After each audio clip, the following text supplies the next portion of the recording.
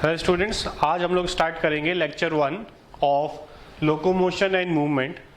सो ये human physiology का एक चैप्टर है जिसमें हम लोग बेसिकली मस्कुलर सिस्टम और स्केलेटल सिस्टम के बारे में पढ़ेंगे। मसल्स के बारे में हम लोग पढ़ेंगे, टाइप्स ऑफ मसल्स, कैसे मसल काम करता है, मैकेनिज्म ऑफ फंक्शन कैसा है, ठीक है। उसके बाद बोन्स के बारे में पढ़ेंगे, कितने बोन्स होते हैं, कौन से बोन्स का क्या नाम है, ठीक है।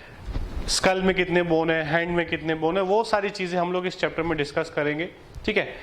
नीट के प्रोस्पेक्टिव से देखें तो इसमें से ज्यादा क्वेश्चन इस चैप्टर से नहीं आते हैं लास्ट 5 to 6 ईयर्स में, ठीक है। सबसे इंपॉर्टेंट जो है वो मसल का मैकेनिज्म ऑफ एक्शन, मसल कैसे काम करती है, जिसको हम लोग स्लाइडिंग फ्लाइमेंट थ्योरी बोलते हैं, वो उसमें से क्वेश्चन बहुत बार आए हैं, ठीक है। तो मैक्सिमम 1 या 2 क्वेश्चन आने के एक क्वेश्चन आने का चांस है, यहाँ पे 2 भी नहीं मैं बोलूंगा, एक क्वेश्चन इस चैप्टर से आ सकता है। बहुत ह्यूमन फिजियोलॉजी में से सबसे कम क्वेश्चन इस चैप्टर से पूछे गए हैं अभी तक, फिर भी हमको ये चैप्टर करना तो है, ठीक है, हमको छोड़ना तो नहीं है, क्योंकि एक भी क्वेश्चन जो है वो हम नहीं छोड़ सकते। और इसमें से क्वेश्चन आएगा भी तो बहुत इजी आएगा, तो एक तरह से हमें बोनस चैप्टर हमारे लिए है, छोटा चैप्टर है, तो छोड़ना हमें नहीं है, बेसिक पूरा अच्छे से याद करना है, ठीक है। तो स्टार्ट करते हैं हम लोग यहाँ पर। सबसे पहले डेफिनेशन से स्टार्ट करते हैं, व्हाट इज लोकोमोशन, ठीक है। तो लोकोमोशन के बारे में पहले की क्लासेस में भी सुना होगा, it is the voluntary movements resulting in change in location, ठीक है। एक जगह से हम दूसरी जगह पे जा रहे हैं, that is locomotion. All locomotion are movements but all movements are not locomotion, ठीक है। ऑल लोकोमोशन आर मूवमेंट, जब हम एक जगह से दूसरी जगह जा रहे हैं तो लोकोमोट भी कर रहा है और मूवमेंट भी हो रहा है, but all movements are not locomotion. जैसे मैं यहाँ खड़े होकर हाथ हिला रहा हूं तो दीज आर मूवमेंट्स, पर मेरा लोकोमोशन नहीं हो रहा है, मैं उसी जगह पर हूं, ठीक है। तो अगर मैं एक जगह खड़े होकर हाथ पैर हिला रहा हूं दैट इज मूवमेंट, ठीक है। बट अगर मैं एक जगह से चलकर दूसरी जगह जा रहा हूं, इधर से चल के इधर जा रहा हूं, दिस इज मूवमेंट, ठीक है। Both require a integrative system of bones and muscles, ठीक है, दोनों हमको जरूरी है इसके लिए। आगे स्टार्ट करते हैं हम लोग इसमें। Locomotion and movement are interlinked in paramecium cilia help in the movement of food through cytopharynx and in locomotion, ठीक है। पैरामीशियम में जो सीलिया प्रेजेंट है, आप देख रहे हो दिस इज पैरामीशियम, यहाँ पे जो सीलिया प्रेजेंट है ये फूड के मूवमेंट को भी हेल्प करते हैं और उसके लोकोमोशन में भी हेल्प करते हैं। Means cilia is helping in food transport and also in locomotion, ठीक है। तो ये दोनों काम कर रहा है यहाँ पर। Hydra use tentacle to capture prey and for locomotion. अभी जो हाइड्रा है, ये जो इसके टेंटिकल्स है, ये प्रे को कैच करने के लिए, ठीक है, अपने खाने को कैच करने के लिए भी यूज करता है और लोकोमोशन के लिए भी यूज करता है। Limbs help to change the body posture and for locomotion, ठीक है। अब लिम्स हमारे हाथ पैर जो है, हमारा बॉडी पोस्चर, पहले मैं ऐसे खड़ा हूँ, ऐसे खड़ा हूँ, ठीक है, ऐसे खड़ा हूँ, मैं अपना बॉडी पोस्चर चेंज कर रहा हूँ। और अगर मैं आगे आ रहा हूँ, ठीक है, पीछे जा रहा हूँ, तो मैं उन्हीं लिम्स को यूज कर कर जो है अपना मूवमेंट कर रहा हूँ, ठीक है। उसके बाद मूवमेंट को अगर हम लोग अलग अलग टाइप में डिफरेंशिएट करें तो फर्स्ट है amoeboid movement by pseudopodia found by streaming of protoplasm, ठीक है। Cytoskeletal elements like microfilaments also help for this. Example हमें कहाँ मिलेगा, मैक्रोफेजेस जो हमारे बॉडी में होते हैं, ठीक है, जो बैक्टीरिया, वायरस या डेड सेल्स को जो है एनगल्फ कर जाते हैं। ल्यूकोसाइट्स, ठीक है, WBCs, ये अमीबॉइड मूवमेंट शो करते हैं। उसके बाद सीलियरी मूवमेंट सीलिया के थ्रू होगा, cilia in trachea to remove foreign substance. हमारे ट्रैकिया में सीलिया प्रेजेंट होते हैं जो फॉरेन सब्सटेंस को रिमूव करते हैं वहां से। And oviducts for passage of ओवा, और ओवरीज में से जो ओविडक्ट निकलता है, फैलोपियन ट्यूब, वहां पर एग को आगे पहुंचाने के लिए एग के मूवमेंट में सीलिया हेल्प करता है। उसके बाद muscular movement by muscles, movement of limbs, tongues, jaw, ठीक है, हम बोल पा रहे हैं ड्यू टू मस्कुलर मूवमेंट्स, ठीक है। उसके बाद ये आप देख रहे हो, ये एक मैक्रोफेज है और ये एक बैक्टीरिया है, ये इसको चेज कर रहा है और ये इसको एनगल्फ कर गया, ठीक है। सॉरी, ये मैक्रोफेज नहीं है, WBC है, ठीक है, ल्यूकोसाइट, ठीक है।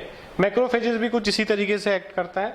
ये मैक्रोफेज जो है वो बैक्टीरिया से निकलने वाले केमिकल सिग्नल्स को कैच करता है और उसके पीछे भागने लगता है और बैक्टीरिया को इनगल्फ करके जो है वो डिस्ट्रॉय कर देता है, ठीक है। ये हम देख रहे हैं, ये सीलिया होते हैं, सीलिएटेड कॉलमनर एपिथेलियम, ये हम ऑलरेडी पढ़ चुके हैं, ठीक है। फैलोपियन ट्यूब के अंदर हम देख रहे हैं दिस इज ओवम, और ये जो नीचे हम देख रहे हैं दीज आर सीलिया, जो ओवम को आगे ट्रांसपोर्ट करने में, यूट्रस तक पहुंचाने में हेल्प करते हैं, ठीक है, ठीक है। मस्कुलर मूवमेंट्स में, ठीक है, लोग जिम करते हैं, एक्सरसाइज करते हैं, उसमें अलग अलग मसल्स को वो लोग जो है टारगेट करते हैं मसल्स को, ठीक है। कोई एक दिन बोलते हैं कि मैं आज लेग्स की एक्सरसाइज करूंगा, एक दिन मैं चेस्ट एक्सरसाइज करूंगा, तो अलग अलग मसल्स को लोग टारगेट करते हैं एक्सरसाइज में to build better and more strong muscles, ठीक है। उसके बाद sperm movement, euglena movement, these are flagellar movement, helps in the swimming of spermatozoa, जिसको हम स्पर्म बोलते हैं, maintenance of water current in canal system of sponges and locomotion of protozoans like euglena, ठीक है। यहाँ पर फ्लैजिला हेल्प कर रहा है लोकोमोशन में, यहाँ पर फ्लैजिला हेल्प कर रहा है लोकोमोशन में, ठीक है, स्पर्म के ट्रांसपोर्ट में। उसके बाद हम लोग स्टार्ट करते हैं ह्यूमन मस्कुलर सिस्टम, ठीक है। ह्यूमन मस्कुलर सिस्टम यहाँ पे स्टार्ट करते हैं, जो हम ऑलरेडी स्ट्रक्चरल वाले चैप्टर में, स्ट्रक्चरल ऑर्गेनाइजेशन वाले चैप्टर में काफी चीजें हम मसल्स के बारे में पढ़ चुके हैं, फिर भी एक बार हम लोग रिवाइज कर लेते हैं, ठीक है। It includes muscles which are mesodermal in origin, muscle constitute 40 to 45% of the body weight. ये बहुत इंपॉर्टेंट है, यहाँ पर सबको याद रखना है कि हमारा जो भी बॉडी वेट है, ठीक है, जो भी हमारा बॉडी वेट है उसका 40 to 50% जो है वो मसल्स की वजह से, ठीक है। मसल्स की वजह से हमारे बॉडी का अप्रॉक्स 50% वेट जो है वो मसल्स की वजह से है, ठीक है। Muscles have excitability, contractility, extensibility and elasticity, ठीक है। ये सारी प्रॉपर्टीज मसल्स में है। वो एक्साइट हो सकता है, उसको सिग्नल मिलेगा न्यूरॉन्स के थ्रू, कॉन्ट्रैक्ट हो सकता है, एक्सटेंड हो सकता है और इलास्टिक होता है, ठीक है। उसके बाद ये चीजें आप लोग पहले से जानते हो कि मसल्स को जो है हम लोगों ने 3 पार्ट में डिवाइड किया हुआ है। स्केलेटल मसल्स, जिनको हम लोग स्ट्रेटेड मसल्स भी बोलते हैं, ठीक है, ये वॉलेंट्री मसल्स भी बोलते हैं। उसके बाद विसरल और नॉन स्ट्रेटेड और स्मूथ मसल्स, ठीक है, और थर्ड होते हैं हमारे कार्डियक मसल्स। तो मसल्स को हम लोगों ने 3 पार्ट में डिवाइड किया हुआ है, तीनों का यहाँ पर डायग्राम भी शो किया हुआ है कि कैसा इनका फिजियोलॉजी होता है। अब जो स्केलेटल मसल्स होते हैं, स्ट्रेटेड मसल्स, ठीक है, उनकी बात करें हम लोग, they are attached to skeleton, ठीक है, स्केलेटन से जुड़े हुए होते हैं, बोन्स के साथ जुड़े होते हैं। स्ट्रेशन प्रेजेंट, ठीक है, यहाँ पर हम देखेंगे ये जो लाइंस दिख रही है हमको, दीज आर स्ट्रेशंस, ठीक है, वॉलेंट्री होते हैं, हमारे कंट्रोल में है ये, ठीक है। रिच ब्लड सप्लाई इनके पास होता है। फटीग मसल्स ये होते हैं, इनमें जो है फटीग आता है, ऐसा नहीं है कि जैसे हार्ट के मसल्स, जैसे कार्डियक मसल्स, उसमें फटीग नहीं आता है, हार्ट कभी थकता नहीं है, ऐसा नहीं है कि थोड़ी देर थक जाए बैठ जाए, नहीं मैं अभी काम नहीं करूंगा, ऐसा नहीं होता। बट स्केलेटल मसल्स में हमें पता है, हम जब खेलते हैं तो मसल्स में फटीग आने लगता है, तो ये फटीग मसल्स है। मसल फाइबर इज मल्टीन्यूक्लिएट, मसल जो फाइबर है वो मल्टीन्यूक्लिएट होगा, ठीक है। मोर माइटोकॉन्ड्रियाज हमें यहाँ पर देखने को मिलेंगे। और उसके बाद पर्सन टू पर्सन ये वेरी करता है, जो एथलीट्स होते हैं उसमें माइटोकॉन्ड्रिया ज्यादा होंगे, कोई एक लेजी पर्सन है जो ज्यादा मस्कुलर एक्टिविटी नहीं करता है, कोई स्पोर्ट्स नहीं खेलता है, उसके अंदर माइटोकॉन्ड्रिया कम होंगे, ठीक है।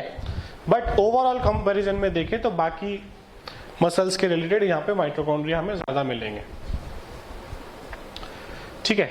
उसके बाद है स्मूथ मसल्स, जो हमको पता है कि हमें देखने को मिलते हैं डाइजेस्टिव सिस्टम के अंदर, विसरल ऑर्गन्स में हमें देखने को मिलेंगे, ठीक है। यहाँ पे स्ट्रेशंस जो है वो एब्सेंट होंगे, ये इनवॉलेंट्री है, ये डायरेक्टली हमारे कंट्रोल में नहीं है।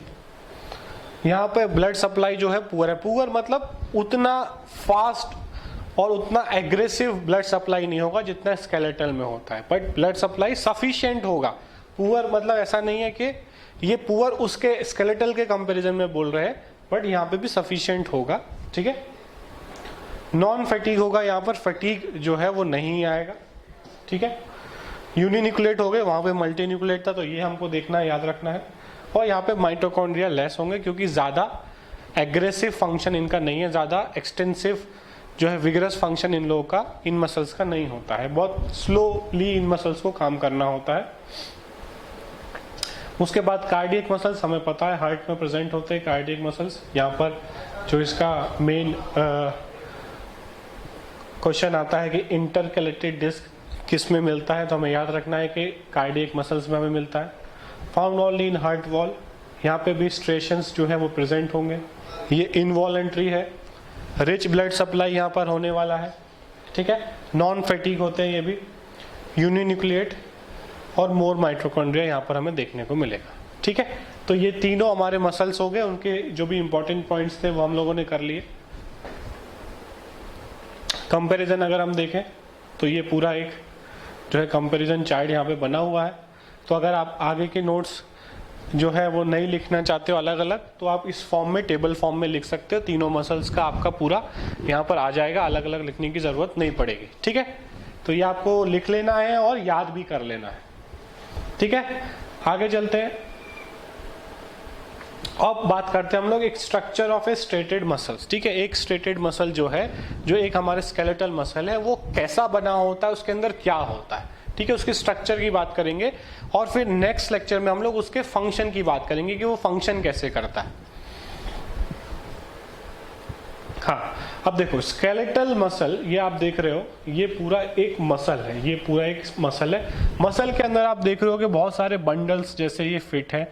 उस बंडल को अगर हम एक बंडल को खोल के देख रहे हैं तो उसके अंदर भी और बंडल्स है, ठीक है। बंडल्स ऑफ बंडल्स हमको देखने को मिल रहे हैं, ठीक है। तो कैसे बना होता है, skeletal muscle is made up of many muscle bundles, ठीक है, जिन्हें हम लोग फेसिकल्स बोलते हैं, ठीक है। ये जो हमें दिख रहे हैं दीज आर फेसिकल्स, ठीक है। फेसिकल्स या फेसिकल्स बोल सकते हैं इसको, muscle bundle normally common language में बोलते हैं।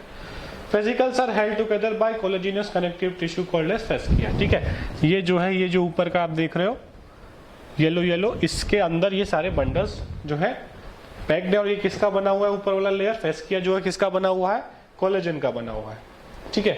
Each fascicle contains many muscle fibres, एक फेसिकल के अंदर जो है हमको, अगर एक को अगर हम देखेंगे तो हमको बहुत सारे मसल फाइबर या मसल सेल्स देखने को मिलेंगे, ठीक है।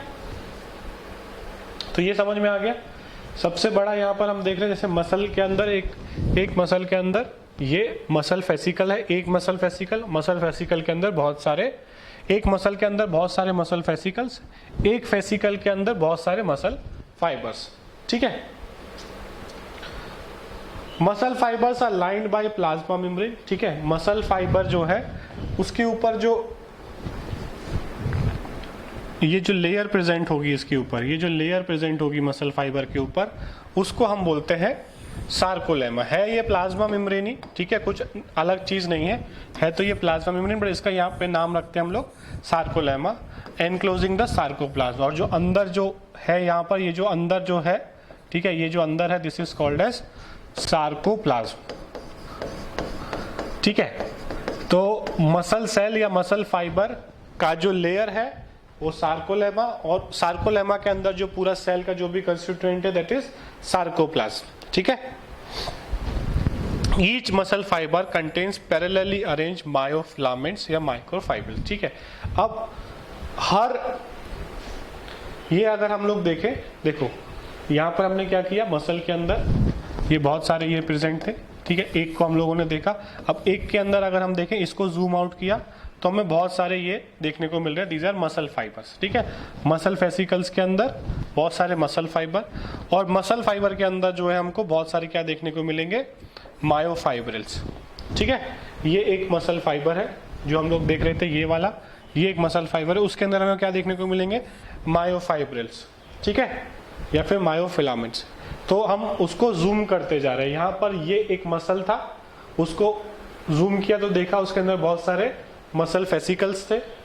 मसल फेसिकल्स को जूम किया, ठीक है, एक मसल फेसिकल को, इनमें से एक को देखा तो हमें इस तरीके का स्ट्रक्चर देखने को मिला। ये किसका बना है, बहुत सारे मसल फाइबर्स का, ठीक है। अब एक मसल फाइबर को हम लोगों ने जूम किया तो वो किसका बना है, बहुत सारे मायोफाइब्रिल्स का, ठीक है।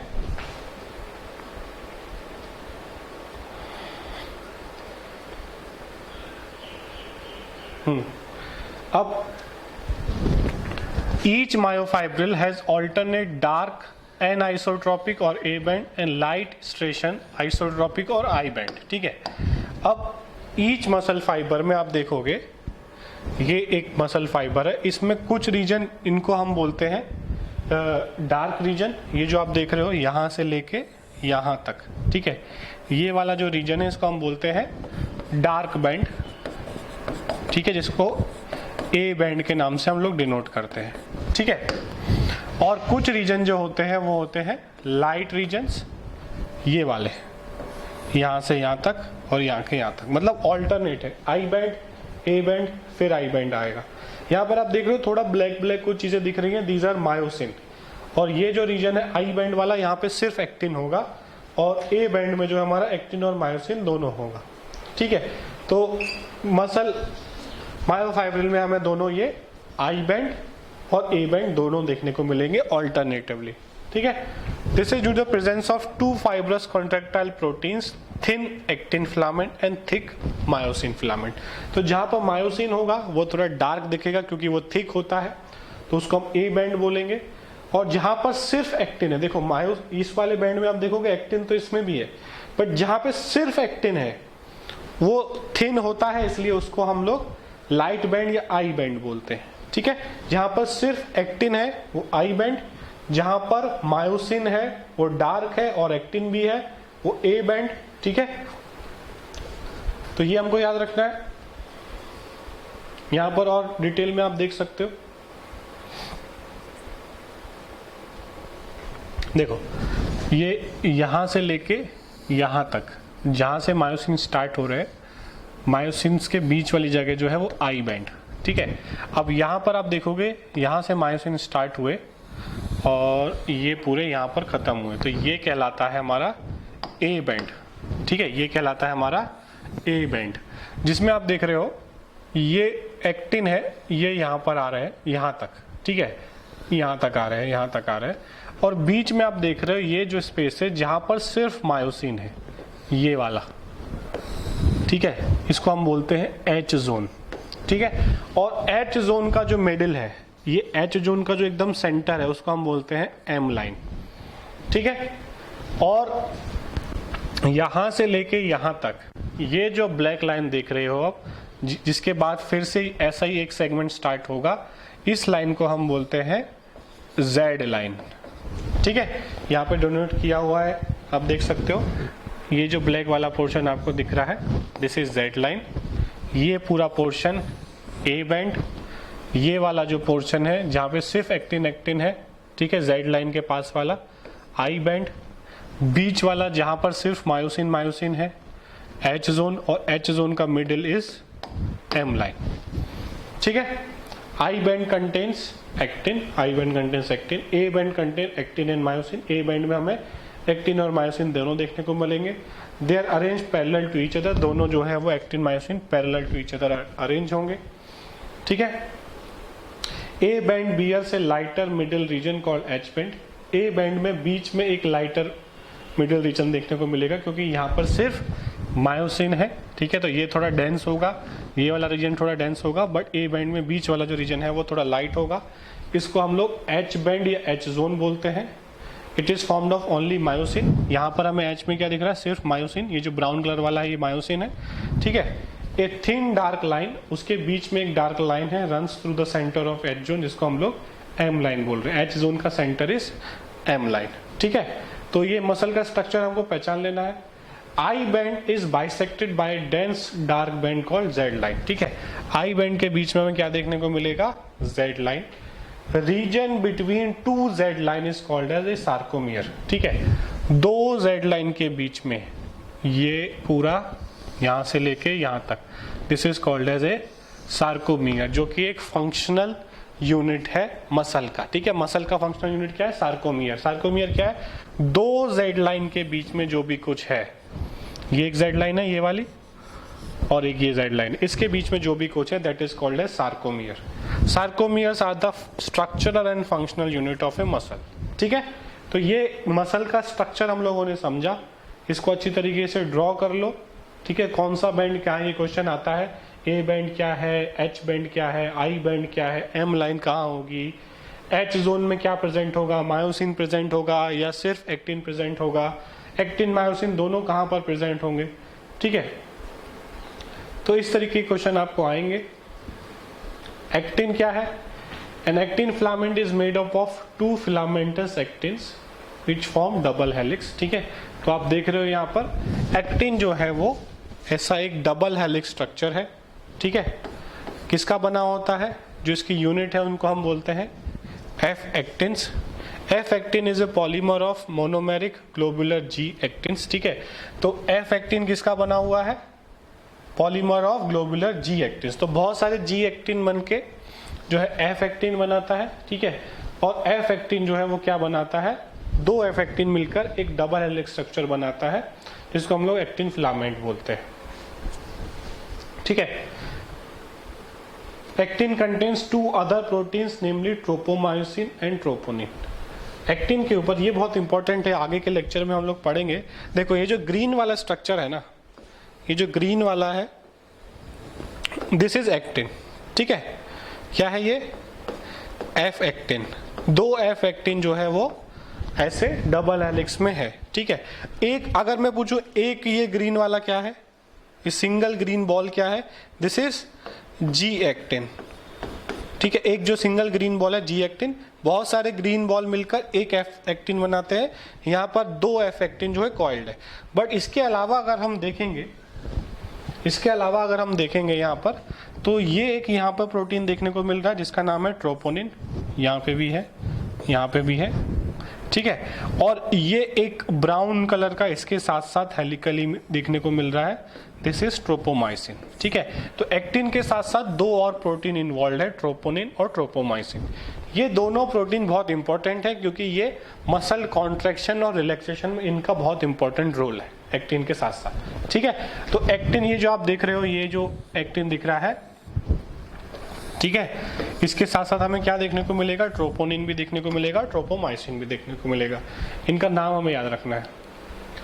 2 filaments of tropomyosin run along the groove of the F actin double helix, ठीक है। तो जैसे ये डबल हेलिक्स है एफ एक्टिन, उसी तरीके से ये डबल हेलिक्स ट्रोपोमायोसिन भी इसके साथ साथ है। Troponin has 3 subunit, it is located at regular intervals on the tropomyosin. Troponin जो है वो 3 सब यूनिट का बना हुआ है, यहाँ पे आप देख पा रहे हो,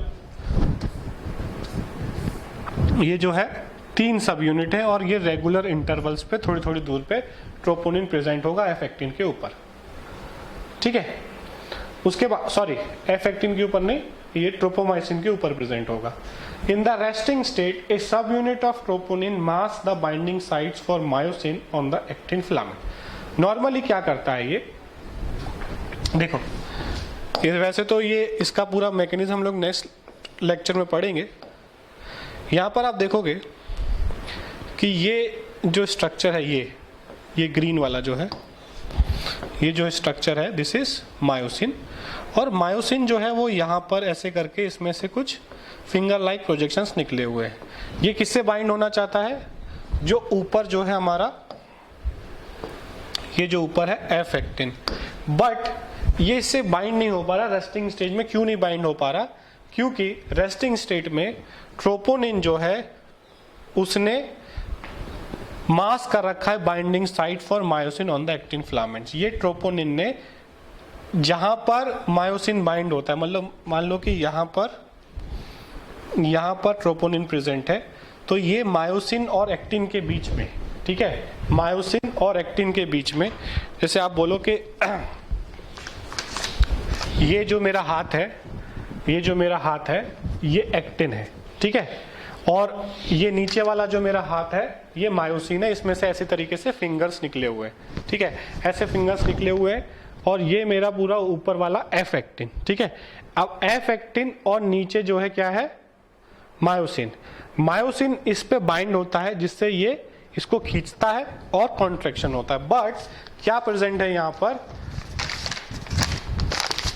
आप देखोगे ये जो एफ एक्टिन है, इसके ऊपर या इसके नीचे एफ एक्टिन के ऊपर मायोसिन जहां बाइंड होता है उनके बीच में, एक्टिन और मायोसिन के बीच में एक जो है ट्रोपोनिन करके एक प्रोटीन आ गया जिसकी वजह से ये दोनों बाइंड नहीं हो पा रहे और कॉन्ट्रैक्शन नहीं हो पा रहा, ठीक है। तो रेस्टिंग स्टेट में एफ एक्टिन और मायोसिन के बीच में ट्रोपोनिन प्रेजेंट है जिसकी वजह से कॉन्ट्रैक्शन नहीं हो रहा, ठीक है। बट जब कॉन्ट्रैक्शन का सिग्नल आएगा ब्रेन के थ्रू तब ये ट्रोपोनिन हट जाएगा और ये जो मायोसिन्स है वो इसके साथ बाइंड करेंगे और ये जो चीज है ये पास आ जाएगी, ठीक है। तो ये हम लोग आगे के लेक्चर्स में देखेंगे, ये जो चीज है ये पास आ जाएगी और कॉन्ट्रैक्शन होगा, ठीक है। हाँ, तो ये हम लोग देख रहे हैं, दिस इज मायोसिन जो हम लोगों ने देखा वहां पर। Each myosin filament is a polymer of many monomeric proteins called as meromyosins, ठीक है। तो मायोसिन किसका बना हुआ है? बहुत सारे छोटे छोटे प्रोटीन जिनका नाम है meromyosins. A meromyosin has two parts, heavy meromyosin, ठीक है, जो आगे का पार्ट हो रहा है इसको हम बोलते हैं हैवी मीरोमाइसिन, ठीक है, और cross arm, globular head plus short arm, ठीक है। तो इट प्रोजेक्ट आउटवर्ड्स, ये जो आपका जो स्ट्रक्चर दिख रहा है जिसको हैवी मीरोमाइसिन हम बोल रहे हैं या फिर क्रॉस आर्म बोल रहे हैं, ठीक है। दूसरा पार्ट जो है वो क्या है? लाइट मीरोमाइसिन और एलएमएम, जो इसका टेल वाला स्ट्रक्चर है। तो एक कोबरा स्नेक जैसा स्ट्रक्चर इसका है, कोबरा जैसा होता है। ये आगे से जो उठा हुआ स्ट्रक्चर है इसको हम लोग हेड पार्ट बोल रहे हैं या क्रॉस आर्म बोल रहे हैं। ये किसका बना हुआ है? हैवी मीरोमाइसिन का बना हुआ है। और जो टेल वाला पोर्शन है इसको हम लोग लाइट मीरोमाइसिन बोल रहे हैं, ठीक है। अब जो हैवी मीरोमाइसिन आप देख रहे हो यहाँ पर, ये जो ग्रीन ग्रीन स्ट्रक्चर्स है ये एक्टिन बाइंडिंग साइट्स है, ठीक है। ये एक्टिन से बाइंड करेंगे, जो इसके ऊपर एक्टिन प्रेजेंट होगा। और दूसरे जो रीजन है वो है एटीपी बाइंडिंग साइट्स, ठीक है। तो अगर पीछे वाले डायग्राम में आपको दिखाऊं तो ये जो ऊपर उठे हुए हैं ये उसका हेड वाला पोर्शन है, हैवी वाला, और पीछे की तरफ जो है वो टेल वाला है, ठीक है। तो ये जो मायोसिन्स है ये एक्टिन से बाइंड करेंगे, एक्टिन के साथ साथ वो एटीपी से भी बाइंड करेंगे क्योंकि muscle contraction is a active process, ठीक है। तो ये समझ में आ गया सबको। मायोसिन जो है वो दो मायोसिन किसका बना है? स्मॉल सब यूनिट जिनका नाम है मीरोमाइसिन। मीरोमाइसिन दो पार्ट्स में है। आगे वाला जो है उसको हम लोग हैवी मीरोमाइसिन बोलते हैं जो क्रॉस आर्म या हेड बनाता है, और जो लाइट मीरोमाइसिन है वो टेल बनाता है। हेड रीजन में एक्टिन बाइंडिंग साइट्स भी प्रेजेंट है और एटीपी बाइंडिंग साइट्स भी प्रेजेंट है, ठीक है। The globular head is an active ATPase enzyme, it has binding sites for ATP and active sites for actin, ठीक है। तो यहां पर हमारा ये लेक्चर खत्म करते हैं हम लोग। बेसिक हम लोगों ने स्केलेटल सिस्टम के बारे में पढ़ लिया, ठीक है, मस्कुलर सिस्टम के बारे में हम लोगों ने पढ़ लिया। जो भी चीज़ें हमने पढ़ी हैं उसको आपको एनसीईआरटी से भी पढ़ना है, और जो भी डाउट आपका रहता है वो आप लाइव क्लास में पूछो, ठीक है। फिर इस नेक्स्ट लेक्चर में हम लोग ये मसल एक्शन के बारे में डिटेल में, कैसे कॉन्ट्रैक्शन होता है, कैसे रिलैक्सेशन होता है, एटीपी का क्या काम है, ठीक है, वो सारी चीज़ें हम लोग नेक्स्ट लेक्चर में पढ़ेंगे, ठीक है। Thank you.